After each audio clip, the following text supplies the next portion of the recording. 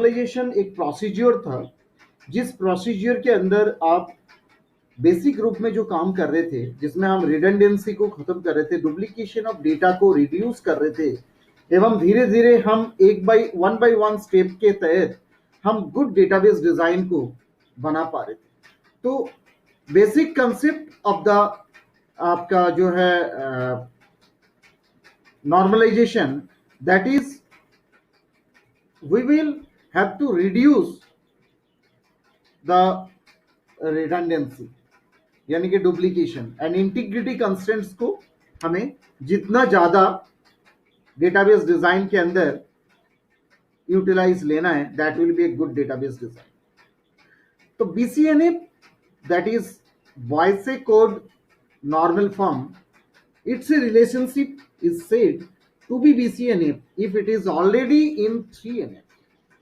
Student third normal form में हमने देखा है कि जिसके अंदर ट्रांजिटिव डिपेंडेंसीज का यूटिलाइजेशन था, एवं जिसके अंदर हम डबल रिपीट, मतलब जिस टेबल के अंदर हमने एक जो है सपोज A B से, B C से, then A will arrow to C automatically, तो उस डिपेंडेंसीज में कई बार थोड़ी वीकनेस रह जाता है, that will be removed again by the BCNF. If it is already 3NF and the left hand side of every dependency is a candidate key, then that will be the BCNF. A relation which is 3NF is almost always BCNF, but quite different. हम उसी को लेके एक example के through उस चीज को utilise करेंगे। This could be same situation when a 3NF relation may not be in BCNF. कुछ ऐसा परिस्थितियां बन जाएगा जब हम 3NF को ये नहीं कह सकते हैं कि 3NF is not in BCNF, right? तो स्टूडेंट्स, 3NF रिलेशन जो BCNF नहीं होगा उसकी परिस्थितियां, first of all the candidate keys are composite. There are more than one candidate key in the relation. एक से ज्यादा कैंडिडेट की होना चाहिए, and there are some common attributes in the relation. जो रिलेशन आप तैयार करने जा रहे हैं उस रिलेशन के अंदर आपका सम कॉमन एट्रीब्यूट्स होना चाहिए। स्टूडेंट, अभी आपको मैं कुछ डायग्राम के थ्रू, कुछ टेबल के थ्रू इसकी रिप्रेजेंटेशन दिखा रहा हूं, तो प्लीज आप see this diagram as well as the table also.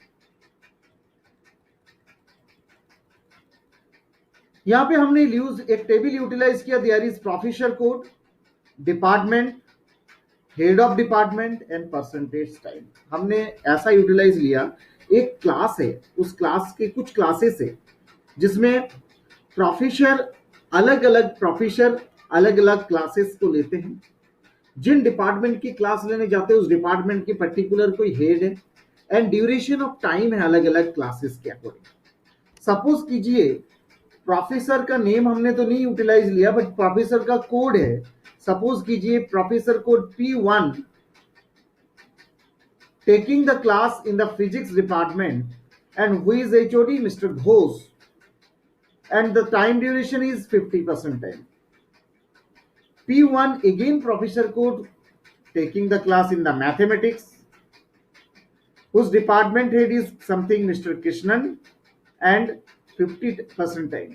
Again P2 मतलब P1 प्रोफेसर दो अलग अलग डिपार्टमेंट में यूटिलाइज करते हैं, जिन दोनों डिपार्टमेंट की हेड्स अलग अलग है और time duration it may be same may be different. Again P2 professor excuse me, जिसका प्रोफेसर कोड P2 है, that is again chemistry department के अंदर जाते हैं, एंड उनका HOD जो है मिस्टर राव है, head of the department, and 25% time utilise करते वो उसमें। P2 professor code physics department के अंदर, अगेन फिजिक्स का आपको पता है department head the same, that was the mister Ghosh, that is percent time 75, and now the new professor that is P3 professor code is taking the department class in mathematics, whose HOD is Mr. Krishnan, क्योंकि mathematics के Krishnan है, that means that he is taking 100% time. Actually हमने इस तरीके से calculative time बनाया क्योंकि P1 professor 50 plus 50 100% time utilize कर रहे हैं फिजिक्स एंड मैथमेटिक्स सब्जेक्ट के according. P2 professor chemistry and physics के सब्जेक्ट के अकॉर्डिंग 100% टाइम यूटिलाइज कर रहे हैं। P3 प्रोफेसर मैथमेटिक्स में 100% देते हैं।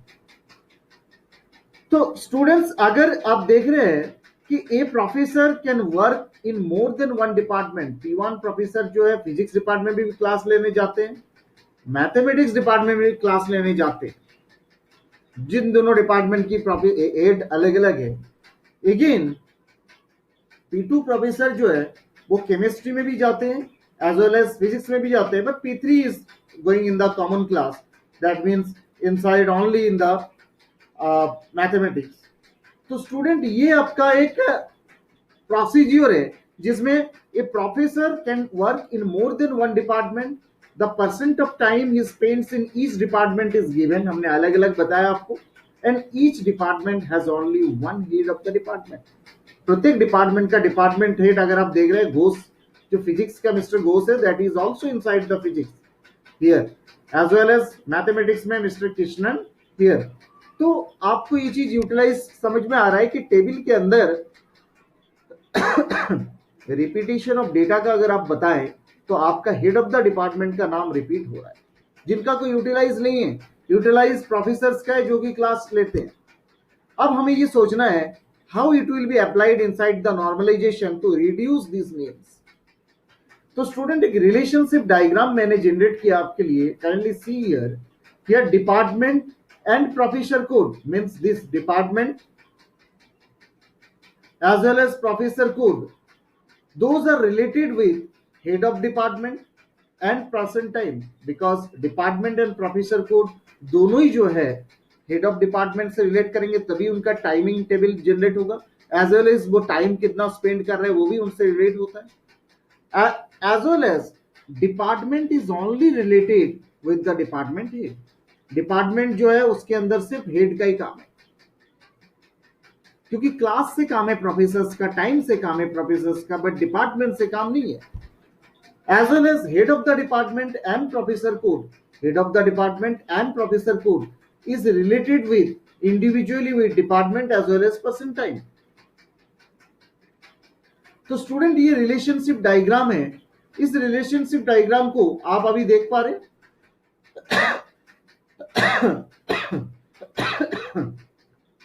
The given relation is in 3n, जो हमने अभी आपके सामने एक्सप्लेनेशन दिया वो 3NF में होता है, अलग अलग कर दिया गया उसमें। But observe, however the name of the department and head of the department are duplicated। मैंने आपको अभी अभी कहा था इसके अंदर डिपार्टमेंट हेड कई बार मेंशन होके आ रहा है रिपीटेशन में। Further, if professor P2 resigns, क्योंकि P2 जो प्रोफेसर है वो अगर रिजाइन करते हैं तो ऑटोमेटिकली क्या होगा स्टूडेंट्स, 3 और 4 जो रो है आप अगर देख रहे हैं तो वो डिलीट हो जाएगा।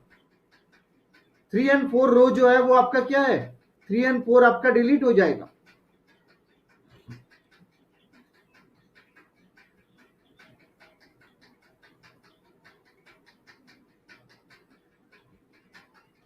Right?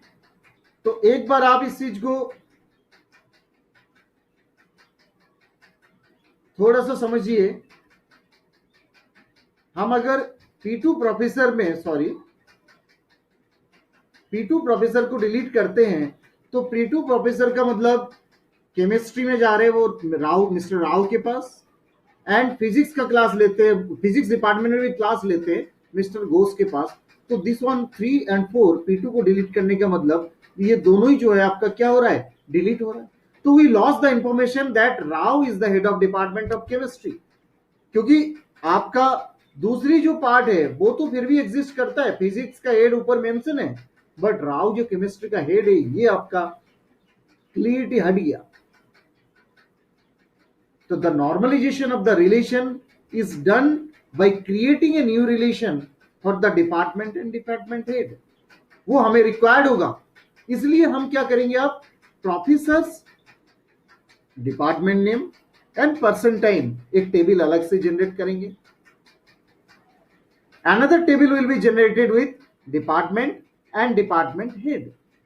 So professor like P1, sorry, professor like P1, professor code department and person type. P1, P2, P1, P1, P2, P2, okay. And आपका जो है, आप इसको देख पा रहे हैं, इस टेबल के अंदर आप देखिए इसमें हमने क्या चीज डिलीट किया students. We have already deleted the part of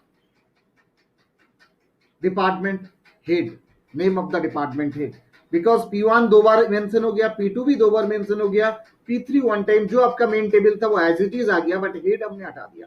head को हमने नीचे मेंशन किया, department head and head of the department, department and head of the department, क्योंकि बार बार रिपीटेशन नेम जो हो रहा था वो एक ही बार मेंशन कर दिया। एंड इससे आपका रिलेशनशिप टेबल जो है वो थोड़ा सा चेंज हो जाएगा। That will B department professor code, department and professor code will be relate with the person time, as well as department is relate with the head of the department. So student, I think you have understood about the main topic, because BCNF जो है उसका main part जो था वो I think you have understood कि कुछ part यानी कि there are more than one candidate की इन द रिलेशन, जो मैंने आपको अभी अभी बताया वो प्रॉब्लम दूर किया। And there are some common attributes which are inside the relation. तो that is again a part of normalization, जिस नॉर्मलाइजेशन के थ्रू हमने BCNF के थ्रू हमने ये जो डेटा का डुप्लीकेशन था, जहां हेड ऑफ डिपार्टमेंट रिपीटेशन में यूज हो रहा था, तो स्टूडेंट्स उन रिपीटेशन का हमने यूटिलाइज को हटाया। तो basically a relation in BCNF if and only if determinant is a candidate key. If determinant is a candidate key, and that to test whether a relation is in BCNF, we identify all the determinants and make sure that they are the candidate keys. And the main purpose, मतलब एक अगर हम criteria में जाए BCNF का, तो BCNF जो है वो कुछ कैरेक्टरिस्टिक्स के साथ बढ़ता है आगे, कुछ पोटेंशियलिटी उसमें है, like the relation content to composite candidate की होना चाहिए, and the candidate keys overlap, that is have at least one attribute in column. तो this is the concept of BCNF which where data का duplications को again reduce किया गया है, and it's a good example we have given you for the, you can utilize and you can, I think, understand about this for the normalization process after completion of 3NF. Thank you students. If you have any query about BCNF after the third normalized form, you can ask me. Thank you students.